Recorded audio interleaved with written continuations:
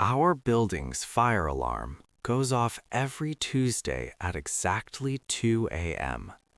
Not sometimes, not randomly, exactly. The first time it happened, everyone treated it like a fluke. Old wiring, moisture in the sensors, someone burning something they shouldn't at an hour when mistakes feel quieter. We stood outside in pajamas and coats, joked about it, complained about work in the morning. The second Tuesday, people were annoyed.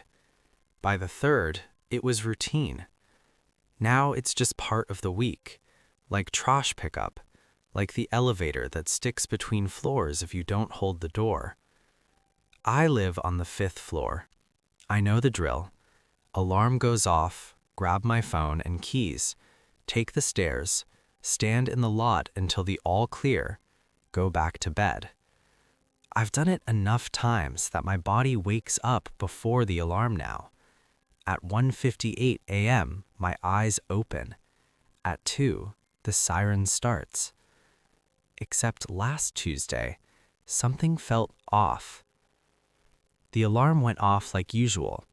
Same pitch, same echo through the hallways, same flashing strobes in the ceiling. I stepped into the corridor and joined my neighbors as they filed toward the stairwell. No panic, no rush, just tired people moving together. I remember standing between Mrs. Collins from 5B and the guy from 5D who smells like laundry detergent no matter the time of day. I remember the way the stairwell felt colder than the hallway, the way the concrete held onto the chill. We descended together. When we reached the bottom, the fire trucks were already there. They always are. Lights off, engines idling, no hoses, no urgency.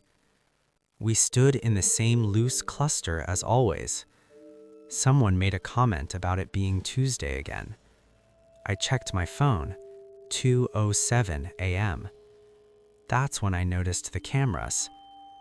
There's a monitor mounted by the lobby door that cycles through the building's security feeds.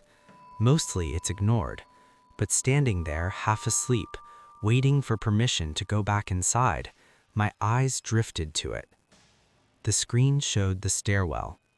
Floor by floor, people were moving downward, a steady stream of familiar shapes, pajamas, hoodies, their feet. I leaned closer. On the 5th floor feed, I could see Mrs. Collins, the detergent guy, a couple from 5A. I couldn't see myself. At first, I assumed it was the angle, or timing. Cameras lag. I watched the feed cycle. 4th floor, 3rd, 2nd.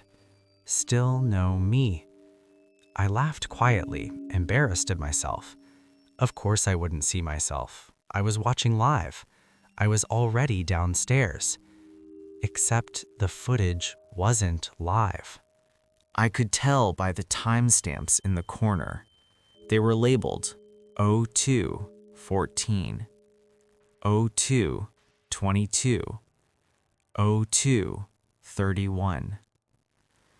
I was watching the evacuation replay. Everyone was there, except me.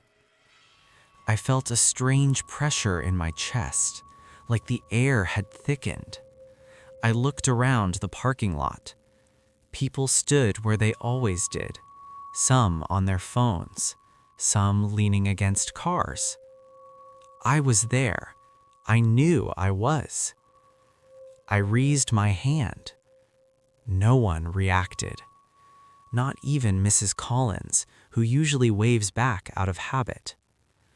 The all clear came a few minutes later. We went back inside. I climbed the stairs with the others, heart beating harder than it should have over something so small. I told myself it was nothing, a glitch, a dropped frame, an assumption made too quickly while half asleep. But when I checked the building app later that morning, there was a new notification. Weekly alarm test successful. Occupancy verified. I scrolled down. Attached was a still image from the stairwell camera. Everyone from the 5th floor was there, standing shoulder to shoulder, with an empty space where I should have been. I didn't tell anyone. Not that morning, not that week. I told myself it would sound ridiculous, like I'd misread the monitor, like I was trying to make meaning out of a blurry screen and a bad night's sleep.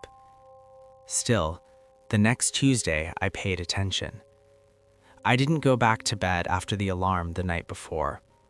I lay there with my phone on the pillow beside me, watching the minutes tick over. 1:55, 1:58. At exactly 2 a.m., the alarm screamed to life. I stepped into the hallway with everyone else. Same neighbors, same sleepy expressions, same quiet coordination as we moved toward the stairs. I made sure to brush my arm against Mrs. Collins as we entered the stairwell. She glanced at me and muttered sorry without slowing down. I was there. I took the stairs slowly this time, keeping my eyes open, counting floors, listening to the echo of footsteps around me. I even said something out loud, a stupid comment about how someone should start bringing coffee next week. A few people laughed. When we reached the lobby, I positioned myself directly under the camera. I stood in the center of the frame and looked straight up at it. I waved. The monitor by the door flickered as it cycled feeds. I waited for the replay. On the screen, the stairwell filled exactly the way it always did. People descending, familiar shapes, familiar coats. I leaned closer. There was my spot under the camera, empty. I checked the timestamp again. Same thing as before, 2 a.m. Not live, recorded. I watched myself stand beneath the camera, or rather, I watched everyone stand where I knew I was standing. No blur, no distortion, no missing frames, just a clean, deliberate absence. I felt dizzy, the kind of dizziness that doesn't spin the room, just makes it feel unreal, like depth perception is slightly off, like you're leaning without moving. Outside, someone asked if anyone smelled smoke. I opened my mouth to answer. No sound came out. I tried again, louder this time. Nothing. I could hear myself breathing. I could hear the alarm still echoing faintly from inside, but my voice didn't carry past my chest. The all clear came. People started moving back toward the doors. I followed them. When I stepped inside the building, my phone buzzed. A notification from the building app. Occupancy check complete. Below it, in smaller text, note, 1 unit on floor 5 did not evacuate. Please ensure compliance next week. My unit number was highlighted. I stopped walking. People flowed around me, annoyed, half awake, already thinking about sleep. Someone brushed my shoulder and frowned like I was in the way. I checked my phone again. Another notification appeared beneath the first. Correction. Occupancy discrepancy acknowledged. Status, pending confirmation. I don't know what confirmation means. All I know is that since then, people don't quite line up around me the way they used to. In the elevator, there's always a little more space than necessary. Conversations drift around me instead of through me. And sometimes when the building is quiet and the cameras hum softly behind the walls, I get the sense that the alarm isn't testing the system, it's counting. And next Tuesday, it might decide it's done checking for me. I tried not to be in the building the next Tuesday. I stayed out late, sat in my car with the engine off 2 blocks away, watching the time creep forward on my dashboard clock. I told myself that if I wasn't there when the alarm went off, whatever was counting wouldn't find me. At 1:59 a.m., my phone buzzed. A notification from the building app.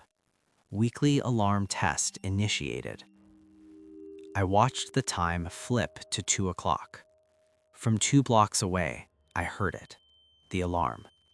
Not faint, not distant, clear enough that it vibrated in my chest like I was standing in the hallway outside my unit. My phone buzzed again. Evacuation in progress. I didn't move. Another buzz. Occupancy verification running. The alarm cut off abruptly at 2:08. The night went quiet again. Cars passed. Somewhere nearby, someone laughed. Normal sounds doing their best impression of comfort. I waited 10 more minutes before driving back. When I pulled into the lot, everyone was already gone. No fire trucks, no groups lingering. The building looked asleep, lights dark, like nothing had happened. Inside, the lobby monitor was still on. It wasn't cycling feeds. It was paused on the 5th floor stairwell. The image showed my neighbors standing shoulder to shoulder, halfway down the steps. Pajamas, hoodies, familiar outlines, and me. I was there, centered in the frame, clear, solid.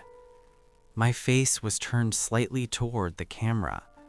I was smiling. I don't smile like that. I checked the timestamp, 02006. The monitor flickered and resumed cycling. My phone vibrated. Occupancy verified. Thank you for your cooperation. When I reached my apartment, the door was unlocked. I know I locked it before I left. Inside, everything looked normal. Too normal. Bed made, shoes aligned, the faint smell of cleaning product in the air, like someone had tried to reset the space. On my kitchen counter was a printed notice, not taped, not folded, just placed there carefully. Unit 5F compliance confirmed. No further action required. I didn't sleep. At dawn, I checked the mirror. I looked tired, pale, but otherwise myself. My phone worked, my voice worked. I could leave and people noticed when I did. Mostly. Except now, every Tuesday at 2 a.m., my phone buzzes once. No alarm sound, no siren, just a quiet notification. Status check complete. I don't go outside anymore. I don't need to. Whatever was missing has been found, and when I pass the lobby monitor during the day, I make sure not to look too closely, because sometimes, in the corner of the paused frame, I can see myself still standing in the stairwell, waiting, in case they ever need to count again.